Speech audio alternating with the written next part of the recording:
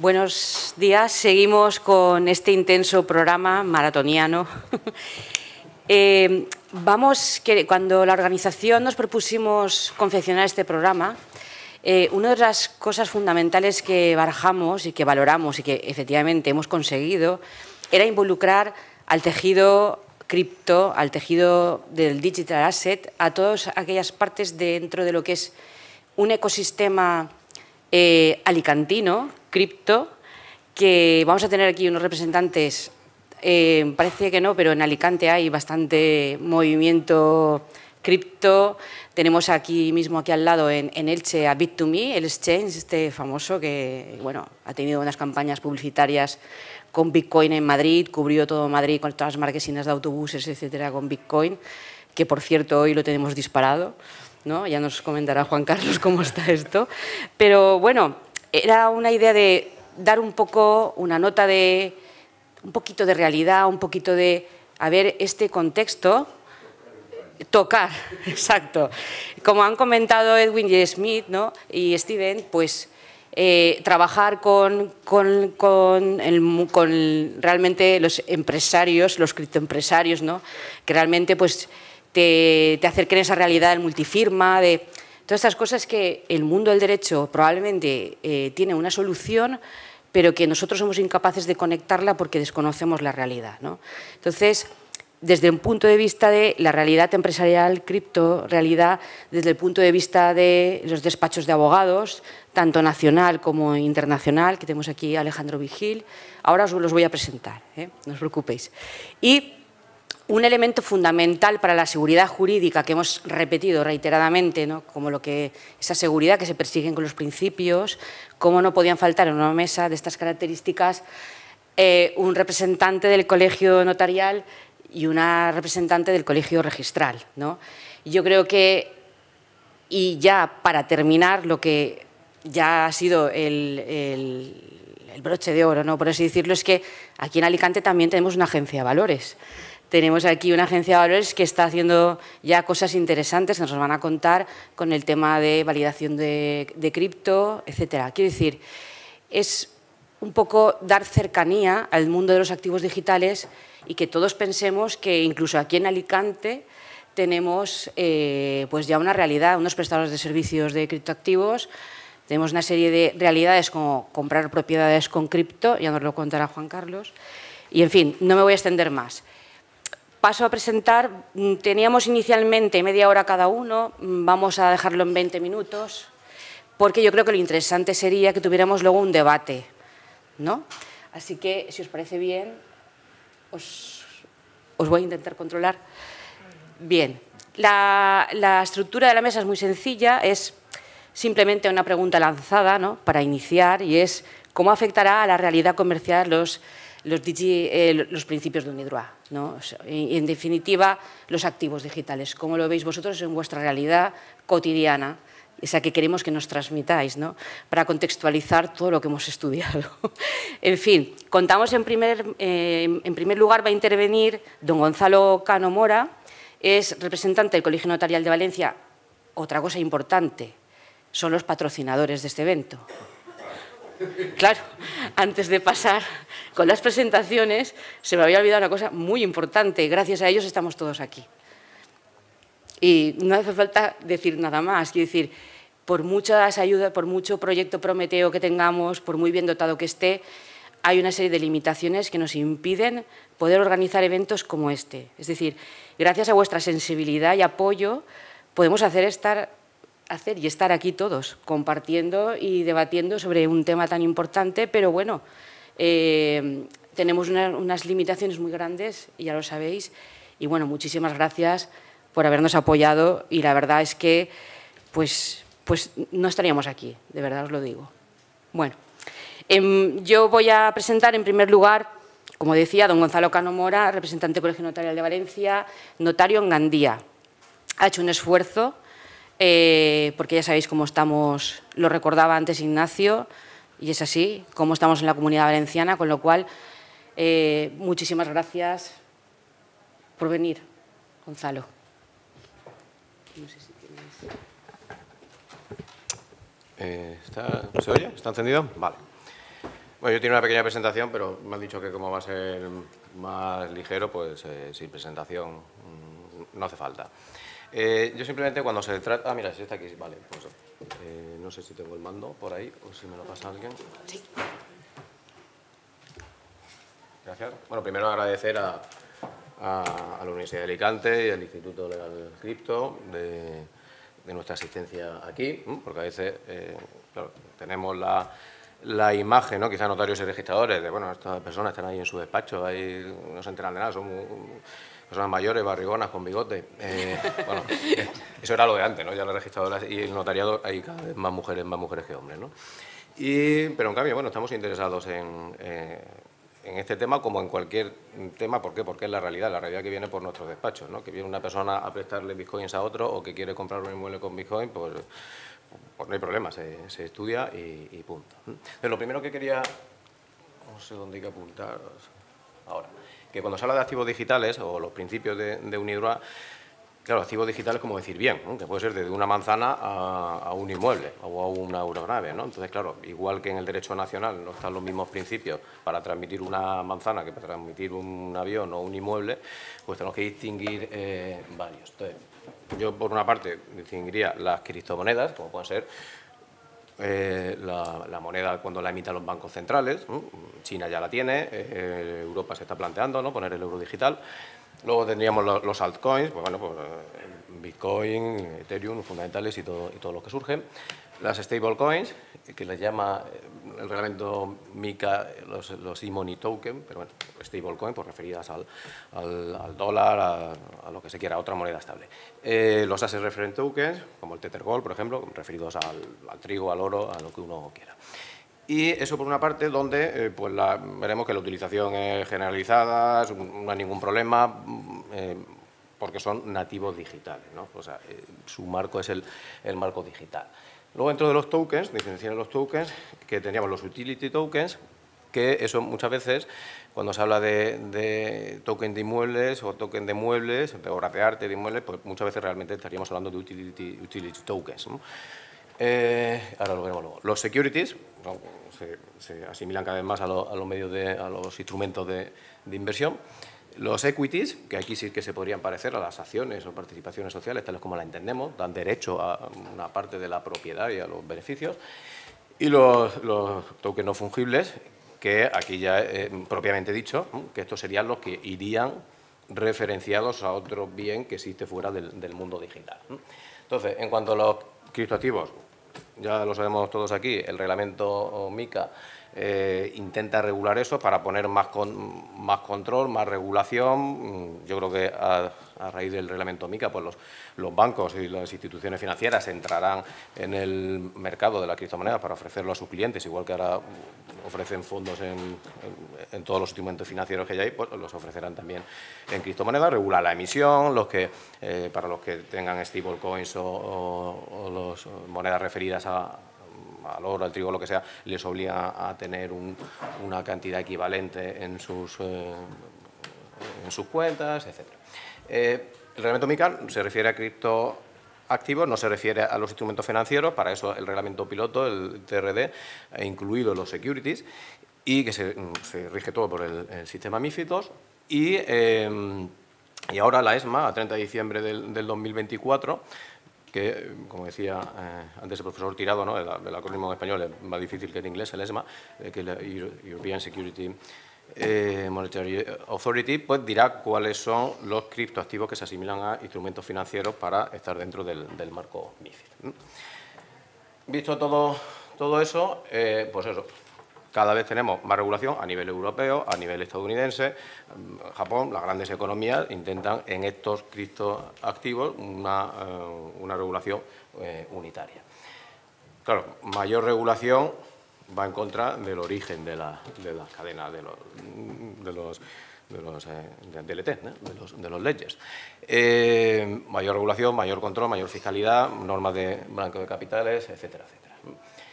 Y luego, en cuanto a la intervención notarial, igual que nosotros no intervenimos para transmitir fondos ni transmitir dinero, pues aquí estamos igual, estamos sin cambio.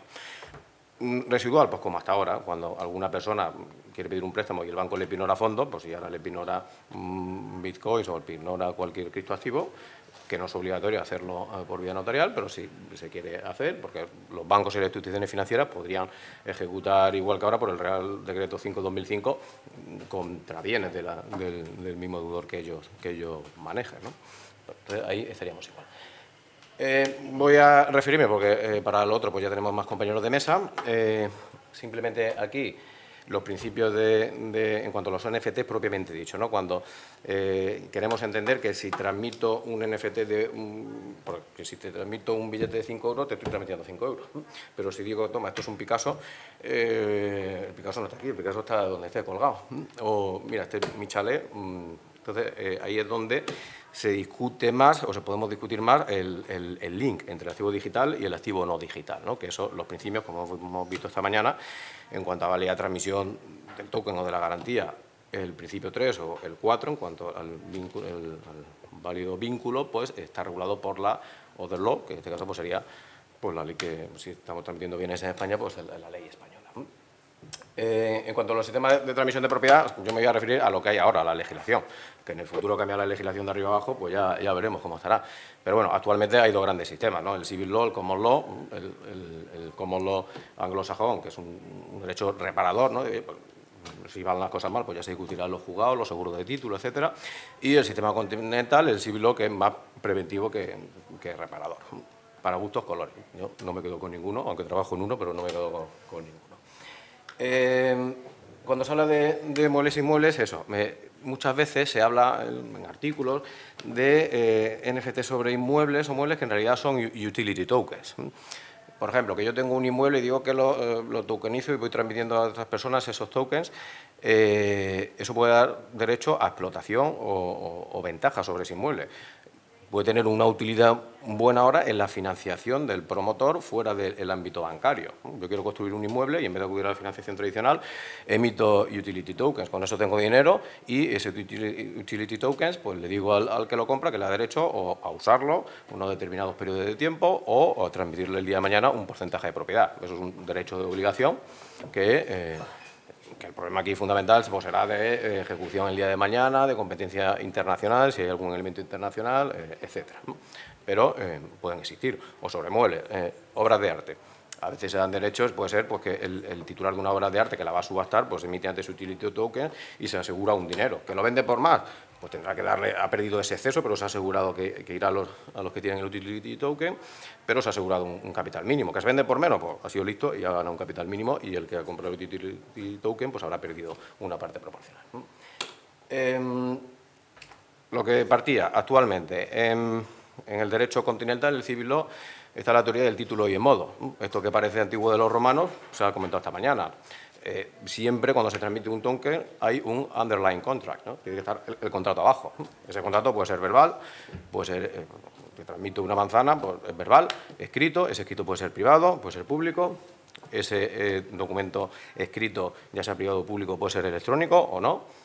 Cuando ahora entre en vigor, el reglamento EIDAS ya entra en vigor, hay una reforma que se ha hecho ahora, se acaba de aprobar hace 3 meses la versión definitiva del reglamento EIDAS y establece 2 servicios nuevos, ¿no? Que son de prestadores de servicios cualificados, el de archivo y el de ledger, porque la traducción española que le han hecho de libros mayores electrónicos es un poco, confunde un poco, pero bueno, son ledgers. Entonces aquí se podría plantear si, y entonces ya me centro en mi exposición brevemente, porque para inmuebles ya con esta precisión ya lo he hecho, siempre tiene que haber un contrato subyacente, ya sea verbal o escrito, y refiriéndome a los muebles, el ámbito notarial podría tener alguna utilidad. Yo pensando en esto, digo, bueno, hay un supuesto en lo que hay determinados bienes que la transmisión es obligatoria ante notario, que no son los inmuebles, que es voluntaria, que son las participaciones sociales, por el 106 de la Ley de Mercado de Valores, y, pasa ya, Y las acciones nominativas, veremos ahora, o sea, las acciones de sociedades, que sea el portador o nominativa, pero me refiero siempre a las no cotizadas, porque las cotizadas, esto va por la Comisión Nacional de Mercado de Valores, allí se han enviado tradicionalmente por anotaciones contables, ahora el 517, la Ley de Enjuiciamiento Civil, prevé la posibilidad de llevanza por tecnología blockchain, que ya lo prevé, el 517.7, no sé si será una cadena permisionada, que es un oxímoron de decir cadena, pues para eso hay otras opciones, ¿no? Para poner criptografía y tecnología ZPQ, pero o puede ser un proof of authority con las sociedades o agencias de valores, esas transmisiones, como nodos validadores, pero bueno, ya se prevé esa posibilidad, que es simplemente tecnología, cambiar lo que antes se hacía a mano, luego un Excel, luego en anotaciones contables y ahora se puede hacer por DLT. Entonces, en las no cotizadas sí que las participaciones, de momento, dice la ley del mercado de la sociedad de capital, que es obligatorio hacerlo ante notario, las acciones nominativas y las al portador se transmiten por endoso por la cesión de crédito y la tradición, el título y el modo. Claro, el título es el contrato, consentimiento, objeto y causa lícita, y el modo, que es la entrega de la posesión. Entonces, aquí pues sí que se podría decir, si alguna sociedad quisiera llevar su registro de socios o su control de acciones por medio de un DLT, pues lo podría hacer perfectamente, no hay ningún problema, ¿no? Ahora el 90% lo llevan en su papelillo, su libretilla del asesor de la sociedad laboral, fíjate, que le lleva la libretilla.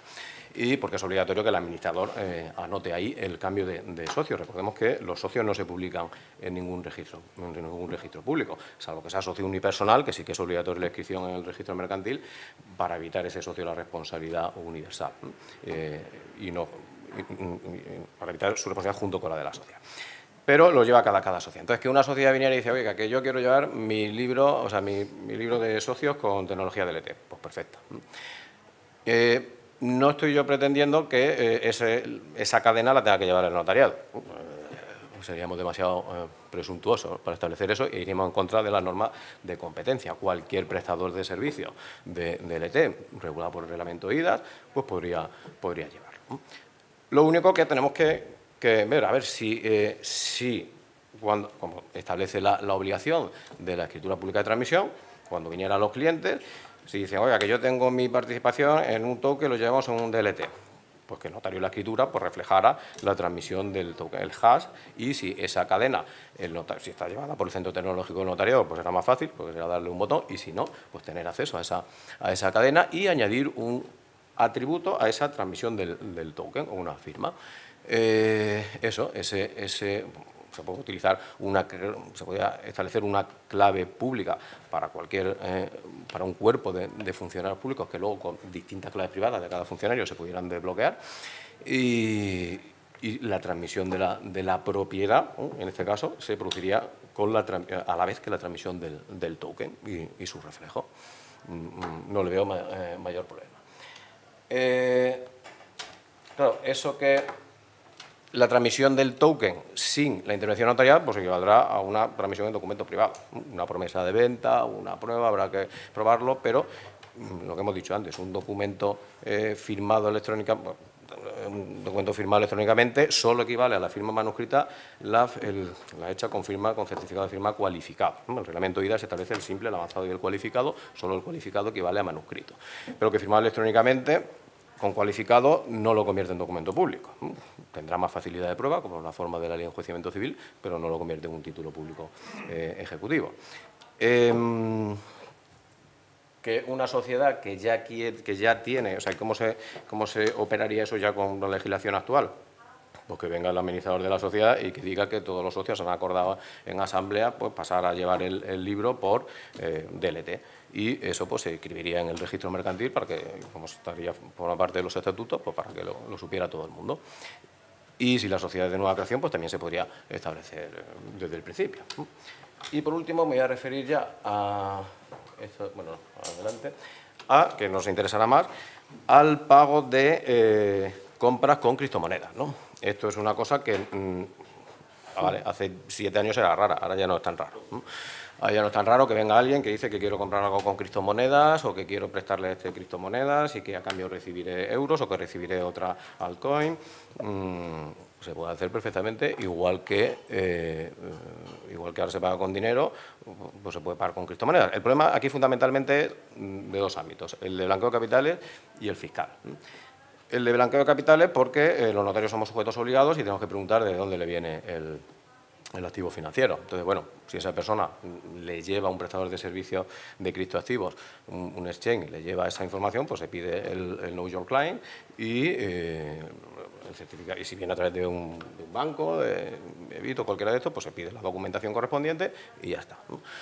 ¿Qué pasa si el cliente no lo entrega? Porque que lo lleva solo con una cold wallet, que eso solo lo sabe él. Y, es minero. Ya es minero, lo que sea, pues, hombre, pues si eso empiezas a preguntarle y no lo aporta, pues vale, como sujeto obligado, pues ya se comunicará al organismo, al OCP que tenemos en el notariado, que también creo ya, ¿no? El Colegio de Registradores, un OCP, un órgano central de prevención, y el Colegio de Abogados creo que se lo estaba planteando que era también un OCP, o sea, todos los sujetos obligados pues, crean OCPs que controlan y ya lo comunicarán al SEPLAC esa operación como sospechosa, ¿no? El problema de la fiscalidad, me refiero. Cuando empezó este problema, cuando apareció esta casuística de la compra con criptoactivos, lo primero que se planteó, claro, es si estamos ante una compra-venta con pago de precio o una permuta, porque, claro, el criptoactivo, ¿qué es? O sea, que es algo seguro, que vale dinero también, y que lo utiliza la gente para comprar también. Entonces, nosotros no podemos negar esa realidad. Pero, claro, tenemos la voracidad tributaria por otro lado. Entonces, claro, en los primeros momentos la Dirección General de Tributo decía, eso es una permuta. Oiga, eso no es dinero. El dinero oficial es el euro en la Unión Europea y si usted entrega una cosa a cambio de una cosa no paga dinero, que paga otra cosa, pues eso es una permuta. Y el que adquiere esas criptomonedas, o sea, el que ha vendido el bien, que aparte tendrá que pagar por su plusvalía municipal, ¿no? Si es un bien urbano y su ganancia patrimonial en renta, porque ha transmitido un inmueble, pues por el hecho de adquirir esas criptomonedas, pues se planteaba que también tenía que pagar el impuesto por adquirir la criptomoneda. Esto la Unión Europea la jurisprudencia de la Unión Europea lo ha salvado parcialmente en cuanto a los sujetos pasivos de IVA. O sea, si una sociedad, si la que adquiere, la que vende el bien y adquiere las criptomonedas, es un sujeto pasivo de IVA y la actividad de criptomonedas pues la tiene dentro de su actividad profesional, con lo cual, ojo, va a cambiar el artículo de los estatutos, el objeto social, a añadir la actividad de criptomonedas, pues equipara el Tribunal de Justicia las criptomonedas al dinero sino que lo represente, porque en las normativas tributarias están exentas las entregas de dinero sino que lo represente a cambio de bienes. Por eso cuando compramos con dinero, el que recibe el dinero no paga por permuta, porque está exento. Ya acabo. Y en este caso pues lo ha solventado el Tribunal de la Unión Europea diciendo que lo equipara a dinero sino que lo represente. Claro, cuando el que adquiere los criptomonedas sea un particular, eso ya va sujeto a TPO y ojito porque no se ha pronunciado sobre el tema. Habrá que esperar a que se pronuncie. ¿Cuándo es un particular? Cuando es un particular el que vende el bien y adquiere las criptomonedas. Y luego, por último, ya para acabar, está siempre también la fiscalidad del que transmite las criptomonedas, ¿no? Porque el que transmite las criptomonedas tiene su ganancia patrimonial, ¿no? cuando las transmita. Si ahora valen más que cuando las adquirió, pues ahí te está esperando Hacienda el año que viene. Y que cada vez controla más. Aparte hay obligaciones de declarar por las de minado, las de stake, las ganancias patrimoniales. Los exchanges están obligados a comunicar la tenencia de criptomonedas de los que tiene la residencia fiscal en España. O sea que Hacienda cada vez sabe más de lo que nos creemos, ¿no? De criptomonedas. Entonces, a veces dice la gente, bueno, pues lo que hago es, en el momento de la venta, muchas veces se hace, dice, pues en vez de transmitir criptomonedas para evitarlo de permuta, pues lo convierto en dinero fiat y el dinero fiat es el que transmito. Vale, o sea, para el vendedor del bien adquiere dinero y se evita el problema, pero el que transmite los criptoactivos tiene el mismo problema de la ganancia patrimonial en renta. Y con eso ya pues, espero no haberme tenido mucho. Muchísimas gracias, Gonzalo. No. Vamos rapidísimo, damos paso a Teresa Turiñán. A Teresa ya la conocemos, intervino ayer magistralmente. Y Teresa, nada, cuéntanos. Pues, lo primero, y ahora sí, dar las gracias otra vez, igual que tú nos las has dado por ayudar a patrocinar desde luego estos foros de intercambio de conocimiento, a la vez por vuestra sensibilidad a incluir a operadores jurídicos regulados dentro de lo que es este mundo, porque al final, sinceramente, yo soy registradora de la propiedad mercantil y vienen muebles y no hemos visto un token ninguno de nosotros y somos 1000. pero nos preocupamos por todo este asunto para cuando llegue. Muy bien. Entonces, mi reflexión de hoy versa sobre una posición particular que tengo yo, que es no solo de registradora, sino de auspiciada también por el colegio, miembro en un proyecto muy similar que llevó el European Law Institute, que empezó a finales del año 2018 y que culminó en primero en un proyecto relativo a blockchain y smart contract y después a securities over digital assets. Y es un proyecto en el que UNIDROIT no es que fuese bienvenido, pero desde luego aprendimos muchísimo de ellos. ¿Por qué? Porque yo quiero ensalzar aquí no solo el trabajo de Ignacio, sino también de sus predecesoras, Ana Veneciano y Luis Gulliver, de las que nosotros aprendimos mucho y nos inspiraron. Posiblemente las conclusiones que divergen entre esos dos proyectos tienen mucho que ver con el background de cada uno de los reporters y sobre todo de las entidades ante quienes responden. Porque en nuestro caso, en el del European Law Institute, nosotros debíamos reportar, digámoslo así, a la comisión. En consecuencia, digamos que esa parte regulatoria tiene y la pública a lo mejor un peso un poquito mayor. Dicho lo cual, los principios son perfectamente compatibles y en muchos aspectos complementarios, ¿vale? Entonces, ¿por qué está un registrador aquí?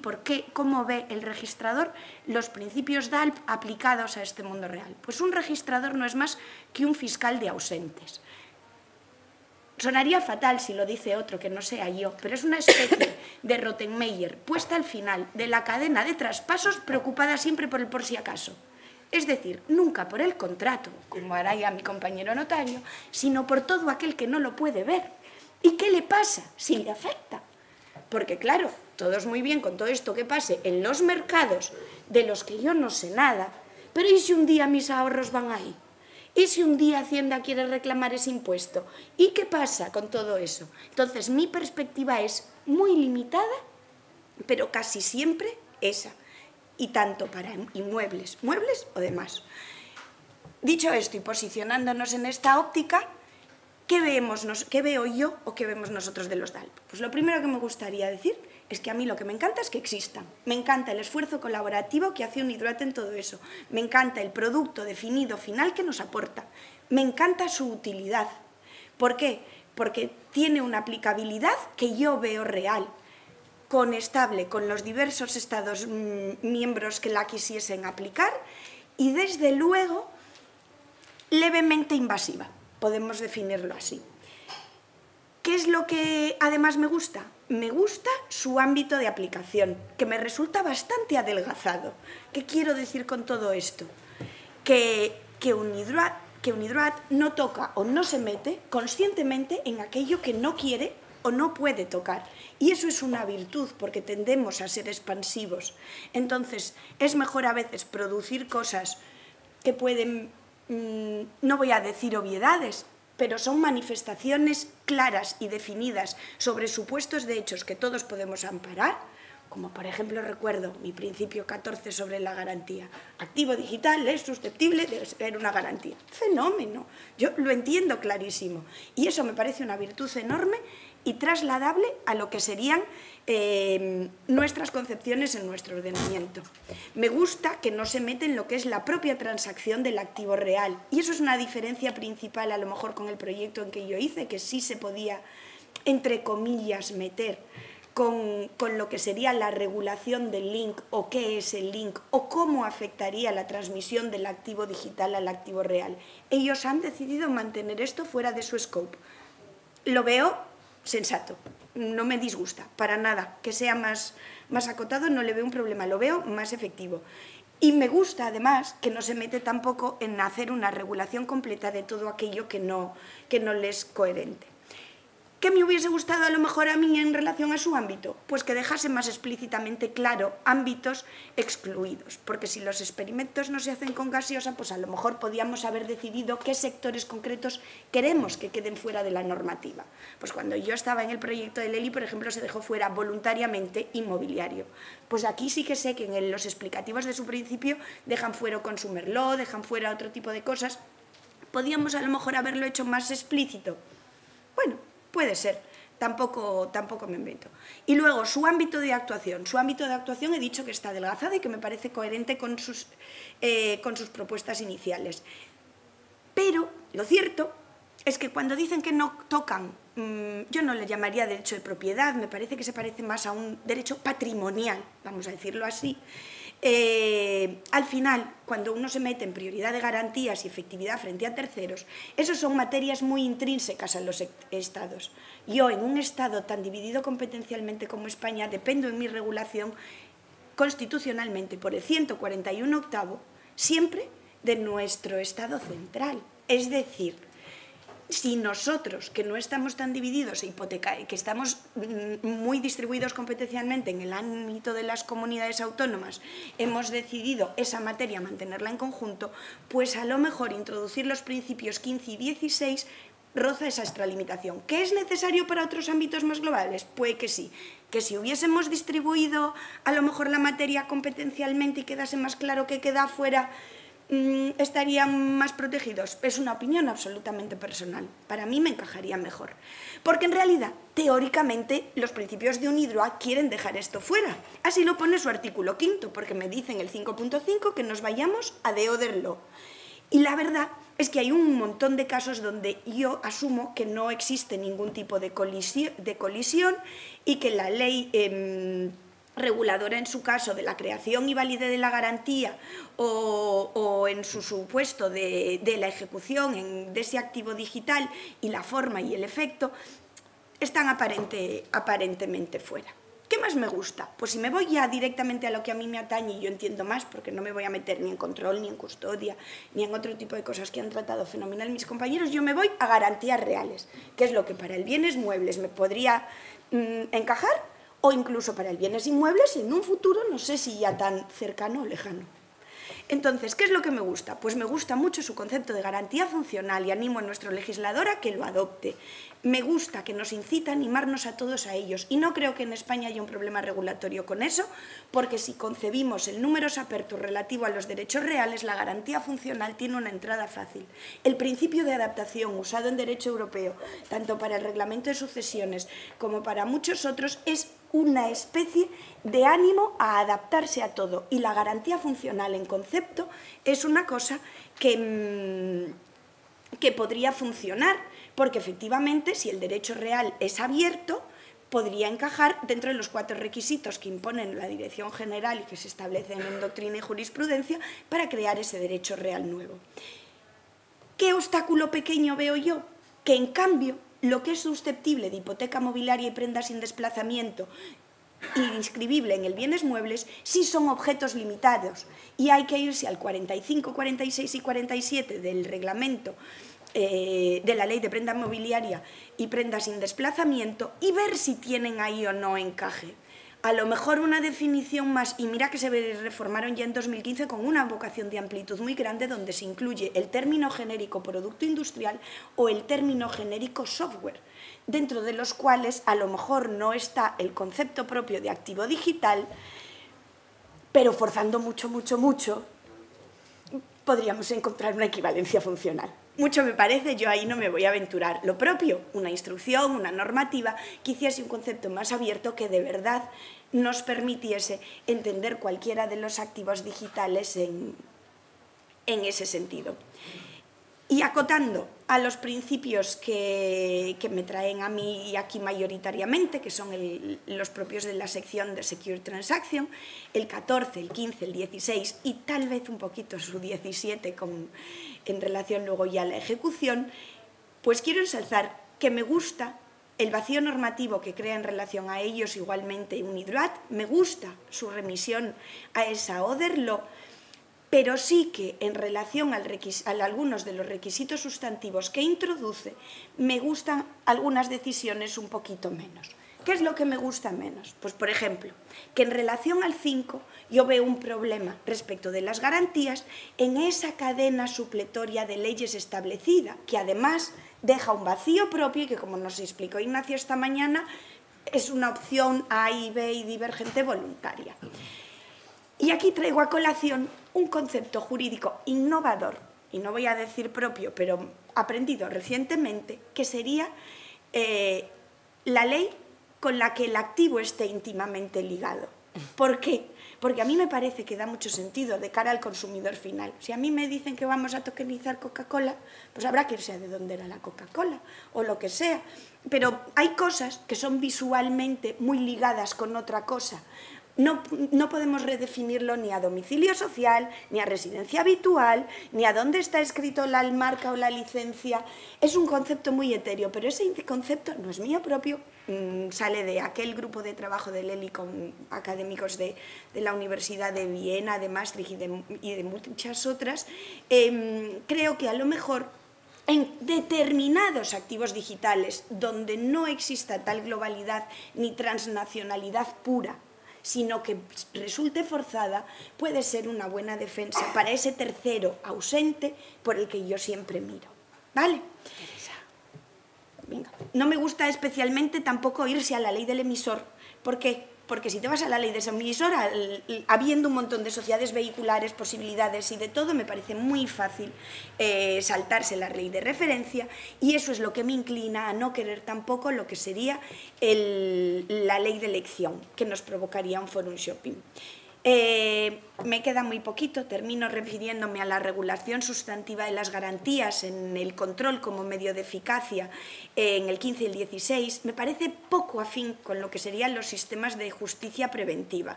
Nuestro sistema, el español, es un sistema de justicia preventiva. ¿Y qué es una justicia preventiva?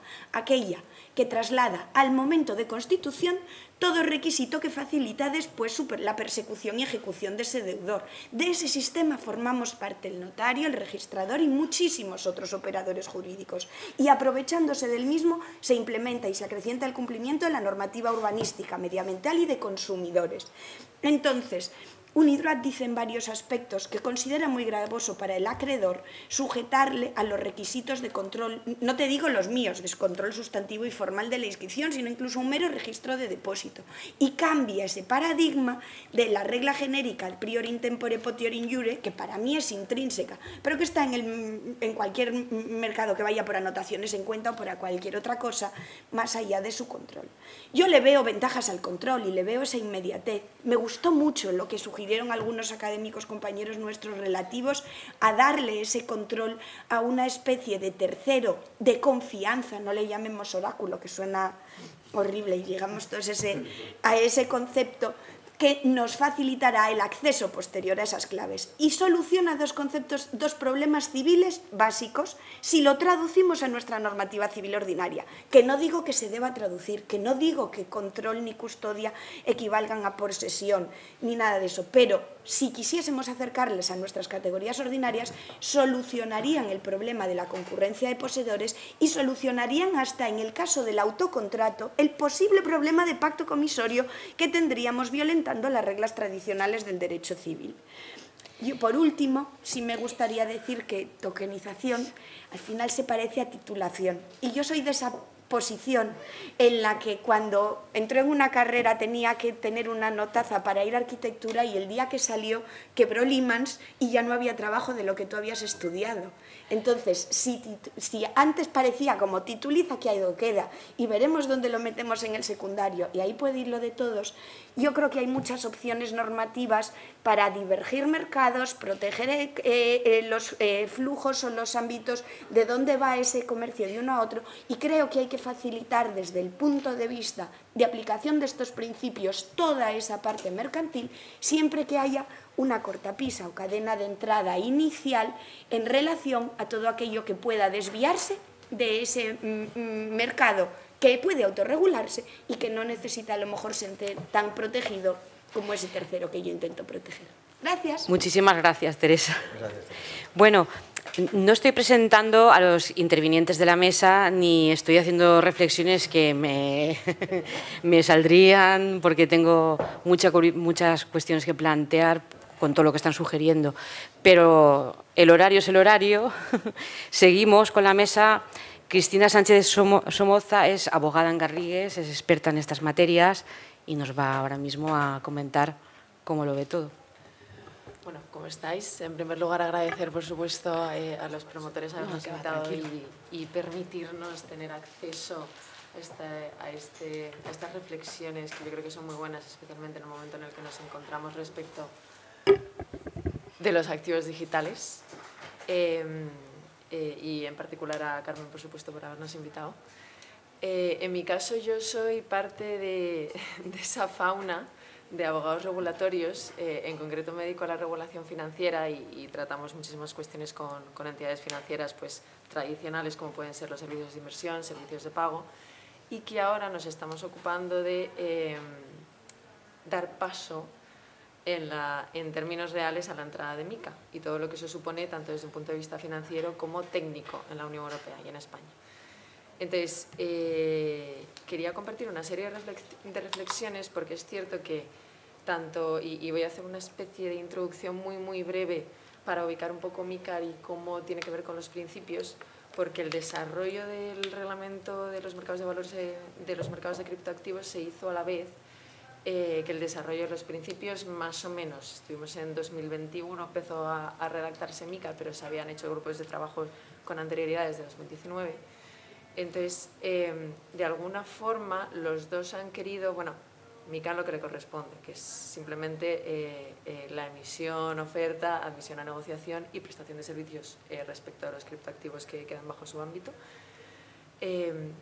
Pero, y enlazo un poco con lo que ha dicho, perdona, Gonzalo, las entidades financieras en España ya prestan hace tiempo servicios con activos digitales.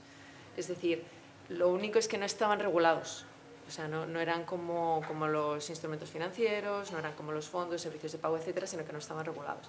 Entonces, hizo una regulación parcial hace 2 años mediante la modificación de la normativa en materia de prevención de blanqueo de capitales, que lo que viene a decir es un poco, oye, como los servicios de custodia y exchange se nos están yendo de las manos, vamos a obligar a que los proveedores sean sujetos obligados. Entonces, lo que viene a hacer MiCA es, de alguna forma, amparar la mayor parte de las transacciones financieras, no, los emisores y los prestadores de servicios de la mayor parte de las transacciones financieras tienen que estar ahora regulados y someterse a los principios de MiCA. Entonces, ¿qué ha supuesto los principios tanto para nosotros como para nuestros clientes desde un punto de vista de óptica práctica?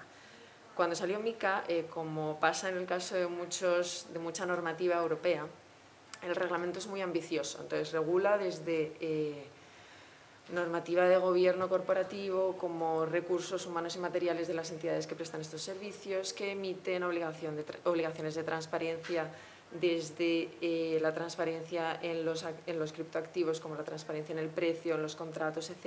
Entonces, es un reglamento muy ambicioso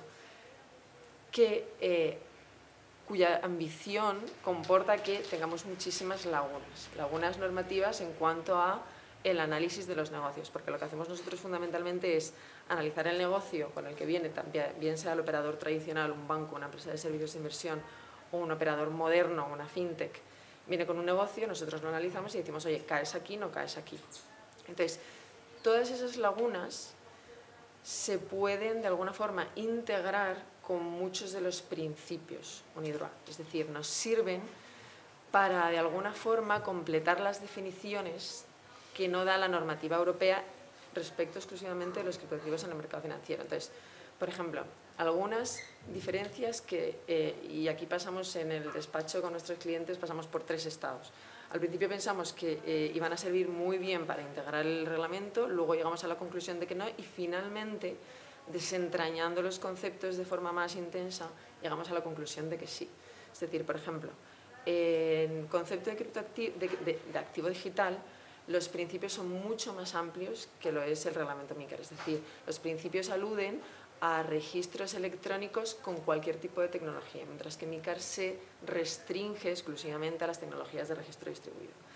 Entonces, ahí ya tenemos la primera diferencia, pero en ambos casos se quiere hacer ver que existe una tecnología que engloba un valor o derecho. Es cierto, y esto es también opinión personal, yo creo que los principios UNIDROIT han prestado más atención a los conceptos tecnológicos relacionados con los activos, porque MiCA MiCAR por lo del reglamento, no por otra cosa.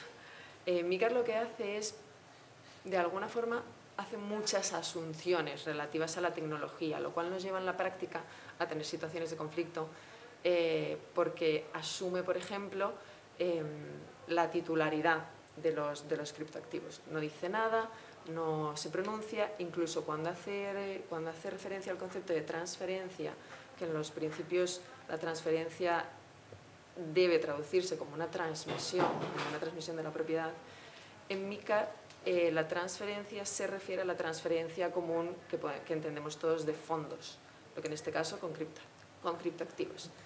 Entonces, lo que en principio pensábamos que no nos iba a ayudar a integrar, nos acaba ayudando a integrar porque de alguna forma, por lo menos en un ámbito más privado, la transferencia de los principios la hemos traducido como el canje en MiCAR, que al final es la compra-venta del criptoactivo. La otra similitud, que también es muy amplia, aunque en principio no lo parece, es el término de custodia.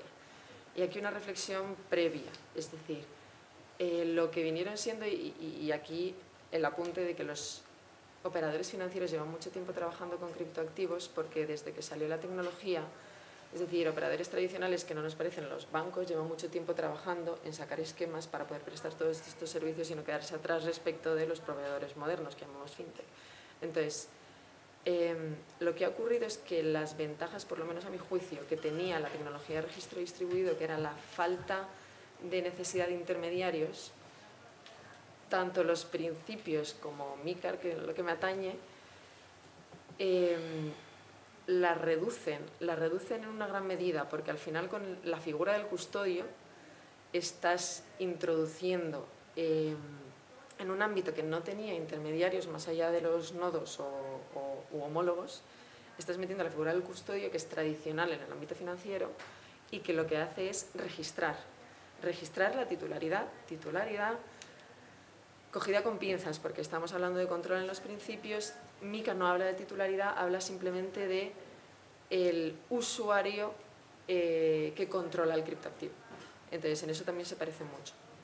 Entonces, dejando la nota aparte de que yo entiendo que tanto la normativa, los principios y MiCAR, lo único que hacen es eliminar ciertas ventajas que daba la tecnología, por lo menos inicialmente. Por supuesto, tiene sentido que se eliminen esas ventajas porque lo que pretende la normativa es proteger al consumidor final, por lo menos desde un punto de vista de los servicios financieros.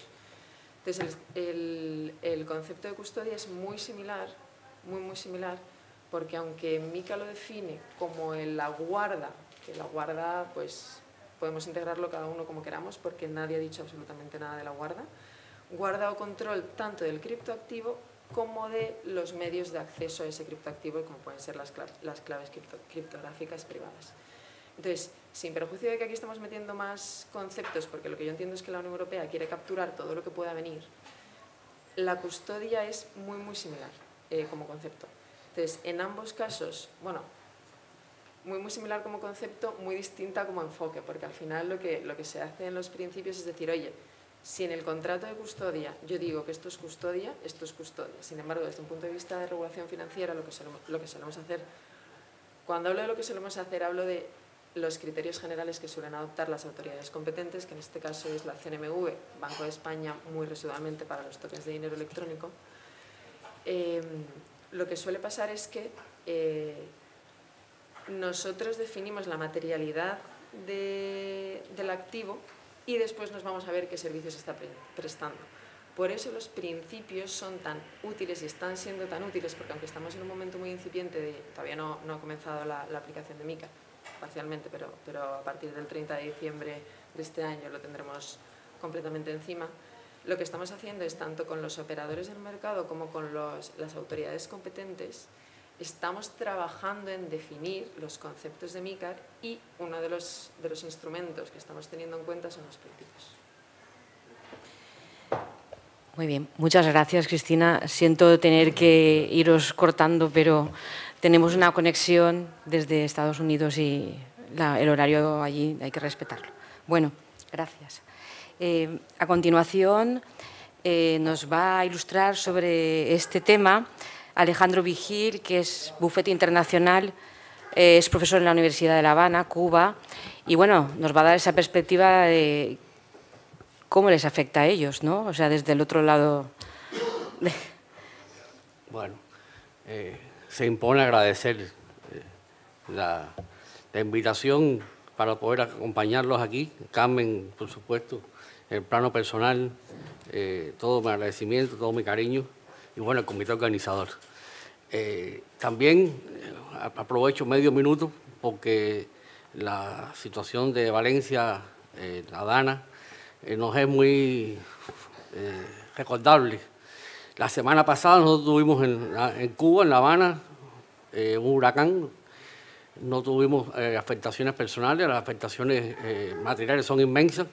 La gran diferencia es que es un fenómeno que es previsible, o sea, realmente es bastante, y da un tiempo, 2 o 3 días de preparación. Y entonces, lo que me sucedió a mí fue que, producto de ese huracán, 6 días de oscuridad y de la electricidad, digo, 2 horas antes de montar en el avión, y perdí toda la información, no tengo la presentación, nada más la computadora no encendía, bueno, después la recupero y se lo envío, cuando la recupere. Pero aquí estamos. Cuba es un país diferente, yo agradezco que sea el único latinoamericano también aquí presente, bueno, presente y ponente, porque también hay otras compañeras, otras colegas cubanas. En los años recientes hemos tenido una reforma legislativa intensa en el país. Entre eso está el Código de Proceso, que se editó uno nuevo en el año 2021, hace pocos años. Modificó todo el sistema procesal y concentró en un solo sistema todo lo que es proceso civil, mercantil, laboral, familiar. Con temas de familia y laboral tiene algunas precisiones, pero todo lo demás es muy general.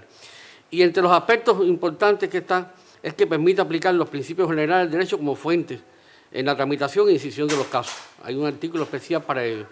Y eso sirvió también de sostén, y ya hay sentencias cubanas en las cuales han aplicado los principios de unidad en cuanto a los contratos comerciales. O sea, todavía esto no se conoce, esto hay que transmitirlo allá.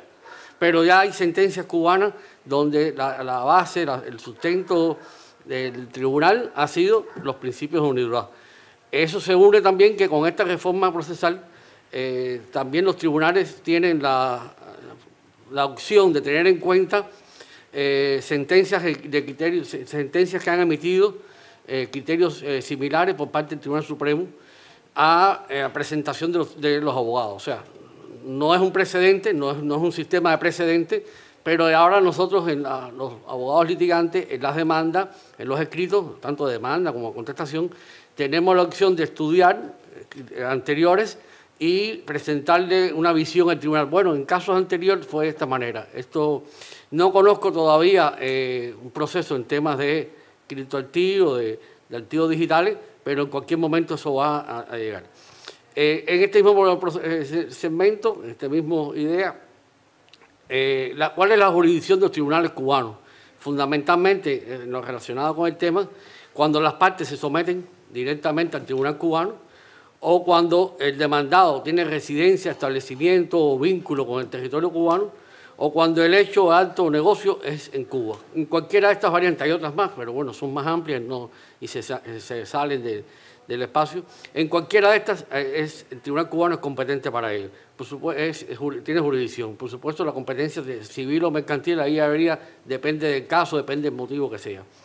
En sentido general, prima en Cuba, en materia de este tipo, la autonomía de la voluntad de las partes. O sea, las partes pueden adoptar la legislación que entiendan, salvo los casos muy específicos que por ley obliga a la sumisión en los tribunales cubanos. Adicionalmente, y el año pasado tuvimos una presentación en la Universidad de Alicante, adicionalmente hay legislaciones ya de hace también algunos años, año 21, 22, por parte del Banco Central de Cuba con respecto a lo que llaman los activos virtuales. O sea, no llama activos digitales, se llama activos virtuales. En lo que engloba de manera general, como parte de los activos virtuales, los activos digitales, el criptoactivo, criptomonedas, criptodivisas, monedas virtuales, monedas digitales, etc. Esta legislación lo que hace es de alguna manera, primero es reconocer la existencia que hay, ¿ok? Y plantea los requisitos para todo lo que sea la aprobación a proveedores de servicios de activos virtuales. Todo el mecanismo de aprobación para ello establece que las personas jurídicas, las entidades nacionales, estatales, están obligadas a utilizar solo los activos que sean aprobados por el Banco Central de Cuba. O sea, lleva un mecanismo de aprobación. Hasta este momento no hay ninguno aprobado. Hay varios expedientes presentados y después voy a hablar de ellos porque en algunos también participamos del despacho.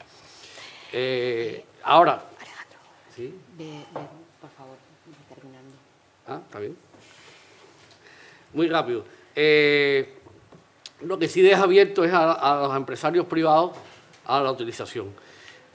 Muy rápido en nuestra participación en el despacho. Estamos trabajando en estos momentos en la asesoría a una entidad extranjera transmisora de dinero con utilización de cadena de blockchain para hacer operaciones en el territorio cubano. O sea, todo el expediente para presentarlo en el Banco Central para ellos. Hemos trabajado también el tema de los tokens de activos fijos, algunos muy particulares. Ya no hay tiempo. Recientemente se nos acercó un empresario privado. En Cuba ahora son muy comunes las empresas, las sociedades mercantiles privadas, con el interés de hacer una aportación de capital social de criptoactivos. Cuando hicimos la debida diligencia, o cuando lo alertamos que había la debida diligencia, de no, eso es un criptoactivo que yo tengo en otro lugar, un wallet. No, espérate, estamos complicados porque tenemos que cumplir la norma del Banco Central de que si no está aprobada, entonces ya no pudimos pasarle la etapa ya de visualizar y pasar la notaría. En sentido general, el reto para nosotros es inmenso. Nos ha servido este espacio para abrirnos los ojos, de ver todo el espectro que hay. Tenemos una misión, nos llevamos una misión de revisar la legislación cubana y de intentar proponer, impulsar que se puedan incorporar a la legislación cubana los principios de unidad en activos digitales. Muchas gracias. Muchísimas gracias, Alejandro. Más rápido. Sí, lo siento. Vamos ahora con... Bueno, tenía que venir Luis Jimeno, en sustitución de Luis viene Juan Carlos, es de la misma empresa, la empresa es Inmocrypto y bueno, cuéntanos. Bien, gracias Carmen, gracias a todos, gracias por organizar este maravilloso congreso y a ti, a todo tu equipo, porque habéis hecho una buena labor. Bien. Desde Inmocrypto, nuestra función dentro del mundo de los criptoactivos es hacer felices a las personas que tienen criptoactivos. Porque claro, todo el mundo que tiene criptoactivo pues parece que lo tiene como inversión, lo tiene como una moneda, cada uno con su concepto, que todo es correcto. Pero la realidad es que muchos piensan, ¿y qué hago con esta moneda? Como antes habéis apuntado, los compañeros de mesa, ya se puede comprar, lógicamente, con criptoactivos, como comentaba Gonzalo. Y es una realidad. Lo que pasa es que todavía queda pues mucho miedo dentro del mundo de los criptoactivos, si es una estafa, si es cual. Quizás nosotros los que estamos aquí pues estamos más acostumbrados a trabajar en el mundo cripto, pero luego la realidad es que si salimos a la calle y hiciésemos una encuesta nos podríamos asustar de qué concepto se tiene, ¿no?, con el mundo criptoactivo. Y nosotros en Inmocrypto lo que hacemos es precisamente eso, intentar llevar esta parte, digámoslo de alguna forma, que está en la nube, a una realidad. Y una realidad muy bonita porque es cumplir sueños de aquella persona que quiere tener un inmueble y su criptoactivo pues, le puede dar esta oportunidad. Luego, ahora seré breve porque sé que Carmen nos lleva con el tiempo justo. Luego os contaré una breve historia de un minuto. Simplemente quería comentaros que desde Inmocrypto se abre el abanico de poder comprar las viviendas. El procedimiento es, digamos de alguna forma, simple, pero a su vez complejo de superar. Quiero decir con esto que el procedimiento es simple, pero luego tienen que haber muchas cosas que tenemos que tener en cuenta para que nuestros compañeros los notarios puedan firmar. Luego, por supuesto, el registro, Teresa y nuestra compañera puedan registrarlo y que a su vez pues todo sea lógicamente 100% regulado y legal. El procedimiento, lo más importante que tiene es el informe de prevención de blanqueo de capitales, como os podéis imaginar. No vamos a entrar en detalles técnicos porque todos los que estáis aquí ya conocéis todo esto muy bien. Y sí que es verdad que se hace con diligencias reforzadas porque cuando te viene un cliente que quiere comprarse una vivienda donde su origen es ruso, ucraniano o de alguna zona, digamos, caliente, donde puede tener criptomoneda que no sea 100%, llamémoslo de alguna forma, transparente, pues este informe tiene que ser muy exhaustivo, tiene que ser muy exigente para que luego los sujetos obligados, como podemos ser nosotros, como puede ser el banco Bit2Me con el que trabajamos, que por cierto desde aquí le mandamos un fuerte saludo porque son de nuestra tierra, somos de Elche, ellos también, y ahí, como bien decía antes Carmen, un caldo de cultivo aquí en la zona muy interesante dentro del mundo cripto. Y bien, este tipo de obligaciones del informe de prevención de blanqueo de capitales nos obliga a todos los sujetos a estar muy pendientes de que esto sea correcto y 100% legal. Una vez que se tiene este informe muy completo y muy trabajado, lógicamente se le traslada al notario. En este caso nosotros trabajamos con César Belda, que entendemos que es uno de los notarios más especializados a nivel nacional dentro del mundo blockchain y dentro del mundo cripto. Y una vez que se lo trasladamos a él, evidentemente ya pasa al banco cripto, en este caso Bit2Me, y a partir de ahí ya hacemos la conversión de la moneda a euro y a partir de ahí ya se hace como un trámite convencional. Ya se lleva a notaría, se hace como un trámite convencional. Por eso con el mundo del registro somos grandes amigos, porque le llega con el mundo, ya le llega con la moneda euro, llega convencional y no pasa nada. Al final lo que se consigue es, dentro de un sistema sencillo y a su vez complejo, pues conseguir que estas personas tengamos nuestro sueño de tener unos criptoactivos que se conviertan en una realidad, pueda ser una vivienda, etcétera. Y por no dilatarme más, voy a contar esta pequeña historia y ya le damos paso al siguiente compañero y así le damos una alegría a Carmen. Gracias. La historia bonita que ocurrió fue que una clienta nuestra, directiva de una multinacional muy importante, ella cobra sus honorarios, parte de sus honorarios los cobra en Bitcoin y ella, pues bueno, los iba dejando ahí en su billetera, en su wallet, como que no le daba importancia.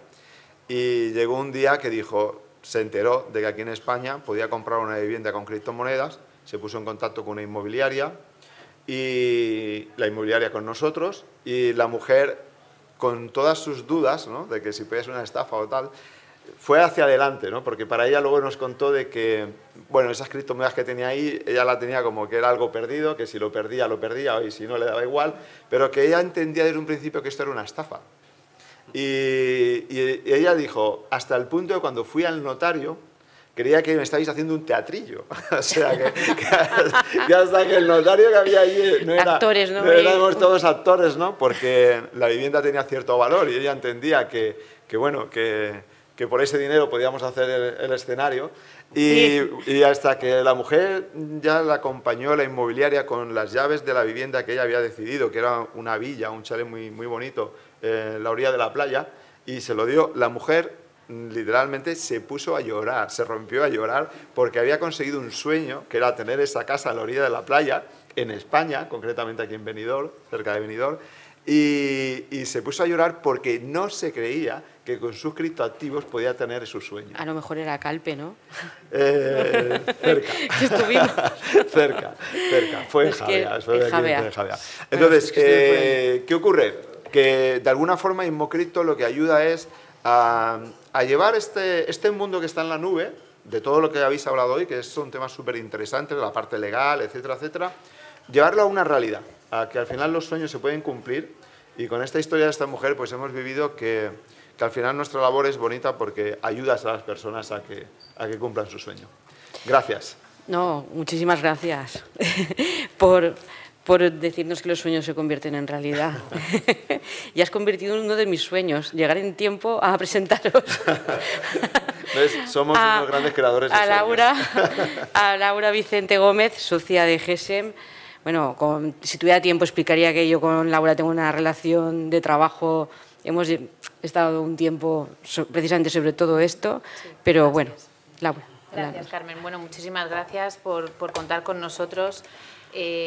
Gracias por dejarnos patrocinar también este tipo de foros, aunque nosotros estamos más en el mundo, no quiero decir en el mundo real, pero voy a usar el término, precisamente porque lo comentaba antes con los compañeros, ¿no? Escuchar la magnitud de todas las ponencias, el contenido y la profundidad ha sido impresionante, porque nosotros tenemos un despacho de asesoramiento empresarial, es una empresa familiar, mi padre a mí me cedió una parte, yo tengo ahora un total de 5 socios y una de sus ideas fue la de tener una agencia de valores. Una gran idea, es una línea de negocio en nuestro despacho que funciona muy bien y como también estamos ubicados en Elche, entonces dentro de estas iniciativas, cuando nos llamaron para validar un white paper, os podéis imaginar que la primera vez fue como, ¿qué? Entonces, este es el mundo real que nosotros recibimos. Entonces, escuchando todo el trabajo, todas esas mentes trabajando, de verdad ha sido un placer poder estar con vosotros y patrocinar este evento que aproxima a los que estamos esperando que CNMV nos autorice como herir la realidad de todo el trabajón y el trabajazo y los años que hay detrás. En ese sentido, los principios, que era la pregunta que teníamos en la mesa, estoy convencida que ayudan a la realidad mercantil, porque, como decía antes Cristina, pues las conversaciones con CNMV no son fáciles, porque nos dicen, ¿cómo lo vais a hacer? Es que te preguntan, entonces los principios nos sirven para intentar dar una respuesta a cómo lo vamos a hacer. E indudablemente lo vamos a hacer de la mano de gente, pues por eso decía Carmen que hemos estado trabajando y profundizando de qué manera, porque nosotros no somos, no controlamos la tecnología y sin embargo, antes me he tomado como varias frases, ¿no? Al final somos el usuario que va a controlar el criptoactivo. Y eso es una responsabilidad, y comentaba antes al principio también con los compañeros, que las compañías aseguradoras, porque esa es la realidad de nuestra conversación, hablar con nuestra compañía aseguradora y decirle, oye, voy a ampliar mi folleto y mis actividades a esto. Y entonces dicen, yo eso no sé lo que es, no sé cómo cubrir la responsabilidad. Y eso es lo que nos estamos encontrando, ¿no? Los mercados financieros son, y lo decía la profesora Reyes ayer, son en los que se van a proliferar y a desarrollar mucho más rápidamente, pero porque ya están acostumbrados esos mercados a las anotaciones en cuenta, a un sistema que facilita esa rapidez y agilidad. Es cuando nos vamos al mundo inmobiliario o al mundo tangible o hablamos con notarios y registradores que ponemos el foco en la protección del consumidor final. Porque es verdad, y si echamos la vista atrás, que todo el régimen de ESIS nace con objetivo de proteger al consumidor. Entonces, a esa llamada que recibimos de podéis validar un white paper, traducido a la realidad es alguien va a comprar un token, tiene que entender qué está comprando, quién hay detrás, para qué sirve, cómo va a convertir esos euros en criptoactivos para pagar. O sea, la complejidad para un usuario ahí en la calle es tal que no puede pasar desapercibida. Y ese es el papel que va a jugar, espero que nos autoricen próximamente, nuestra agencia de valores. Bueno, si nos preguntaran ahí fuera ¿y por qué os atrevéis a eso? Bueno, porque creo que hay que hacerlo. Alguien tiene que empezar y bueno, estoy súper orgullosa de que seamos 3 referencias en Elche, pero creo que España está jugando un papel importante en todo este desarrollo. El hecho de que los principios estén ahí y que estemos trabajando en cómo traducirlos dice mucho de nosotros. Así que gracias de nuevo por invitarme a participar y por escuchar todo este conocimiento. Bueno, muchísimas gracias. Creo que hemos conseguido el objetivo. Tenemos tiempo para un par de preguntas. Así que animo al público. ¿Hay alguna cuestión? Porque muchas, pero al mismo tiempo... Yo ayer le comentaba a la profesora Marina Echevarría, ¿verdad? Que me gustó mucho su explicación, porque, claro, y creo que este símil se lo he hecho a Carmen alguna vez, es como si nosotros vivimos todos en un tubo cerradito y todo tiene su procedimiento y su proceso, y de repente está todo centralizado en este tubo, y de repente lo hemos abierto y sale un mundo de confeti. Todos somos confeti, cada uno de nosotros vamos a poder participar. No significa que el notario o los registros vayan a desaparecer, sino que tenemos que traducir el nuevo papel. Claro, porque hay veces que me decían, bueno, entonces vosotros vais a hacer de notarios, de registradores. Digo, pues Dios me libre, porque es un alcance imposible. En esa explicación de su principio y esa conversión al mundo real, cada uno de los conceptos, esos activos digitales son valores mobiliarios, son activos financieros, ¿qué son, no? Ahí creo que está la clave para que el consumidor, que decíamos antes, lo entienda y no vea una lluvia de confetis que diga, uff, esto es un fraude, esto es un... No. Y pueda cumplir su sueño. Y pueda cumplir su sueño. Bueno, ahí está claro. Yo suscribo completamente lo dicho por mi compañera, porque en realidad ninguno de los instrumentos regulados se mete en la naturaleza jurídica, no establecen tipologías y ni siquiera distinguen entre los tres básicos que doctrinalmente se hacen. Ayer escuchábamos atentamente a Teresa Rodríguez de las Heras, ella tiene escritos diversos y representando un montón de instituciones finalmente no se han asumido ninguna de esas tipologías. Yo sí animo a sectorializar, definir naturalezas jurídicas y una vez encajados cada uno podrá proveer o a dirigirse a su propia normativa, y que hay un trocito que no encaja, a lo mejor ese necesita ser nuevamente regulado, pero todos necesitamos aproximar lo desconocido a lo que conocemos. Muchas gracias. Pero Marina quiere decir algo breve, parece. Sí, la pregunta, Laura, por ejemplo, sí, o Cristina, que estéis en este campo, ¿no? Realmente, vosotros, ¿cómo resolvéis la materialización de las posiciones, de los principios, en el sentido de que ser custodios en el sentido jurídico es muy interesante, pero ser custodios en el sentido técnico no? No.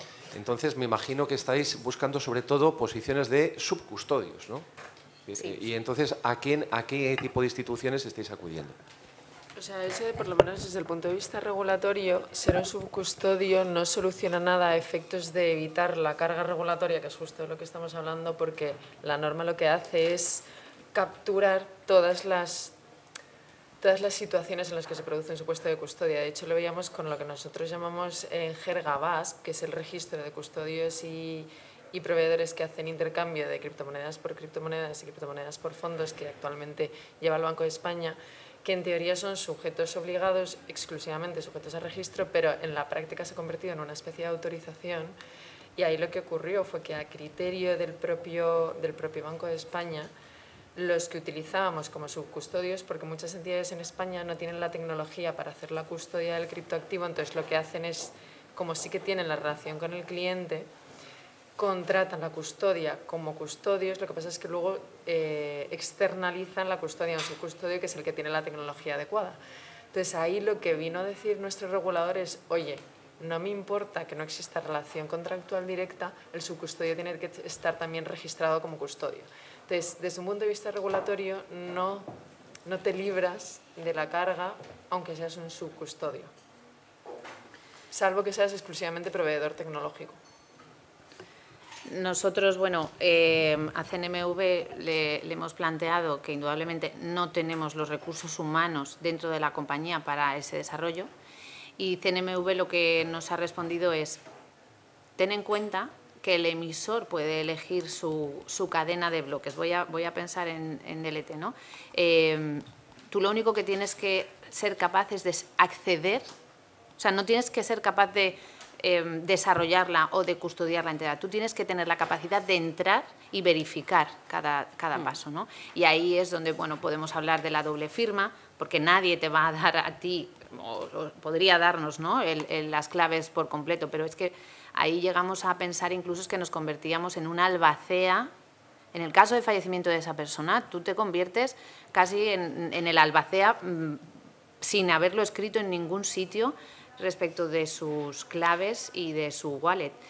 Son aspectos que afectan directamente a ese consumidor, a su vida personal, a su patrimonio personal, y CNMV ahí ya nos dice, bueno, no lo sé. ¿Verificar cómo? Pues no sé. Bueno, o sea, hay solo un punto que se me acaba de ocurrir, y eso porque siempre pensamos en custodia caliente. Claro, pero nosotros claro. sí que estamos valorando algún proyecto de custodio bajo MiCAR de custodia fría. Y la custodia fría es que cogen el hardware y lo tienen en una sala custodiado. Es decir, ahí ya se complica todo muchísimo más, porque ahí sí que te conviertes en un custodio, no entendido en el término tradicional de los mercados financieros, sino en un custodio físico, además. Claro. Fuertes. Eso es, Claro. eso es. Claro. Bueno, pues lo vamos a dejar aquí. Tenemos a Neil Cohen esperando, lo va a presentar David. Y muchísimas gracias. Un aplauso.